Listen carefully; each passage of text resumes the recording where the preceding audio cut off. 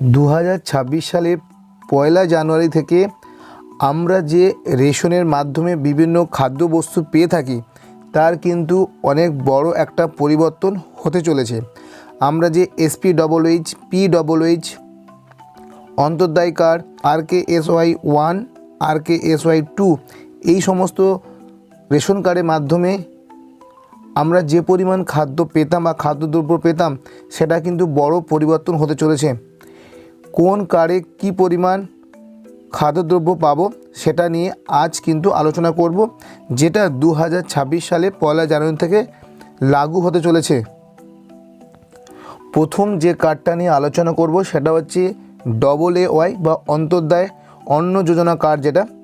সেটায় আমরা চাল আগে পেতাম 21 কেজি করে মাথা পরিবার পিছু, কিন্তু জানুয়ারি মাস থেকে 2026 জানুয়ারি মাস থেকে সেটা আমরা পাবো 15 কেজি পরিবার পিছু। এবং গম এবং আটা, গম পাবো 14 কেজি করে এবং পেতাম, আটা পেতাম আমরা 13 কেজি 300 গ্রাম পরিবার পিছু। কিন্তু সেটা জানুয়ারি মাস থেকে 2026 সালে জানুয়ারি মাস থেকে গম পাবো 20 কেজি, আটা পাবো 19 কেজি পরিবার পিছু।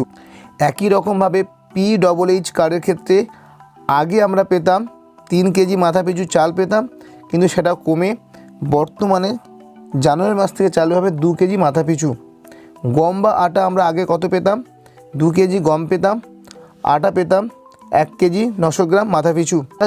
26 সালে জানুয়ারি মাস থেকে সেটা আমরা গম পাবো 3 কেজি, আটা পাবো 2 কেজি 850 গ্রাম মাথা পিছু। মানে এখানে কিছুটা বেড়েছে, কিছু কিছু জায়গায় পরিমাণ কমেছে, কিছু জায়গায় পরিমাণ বেড়েছে।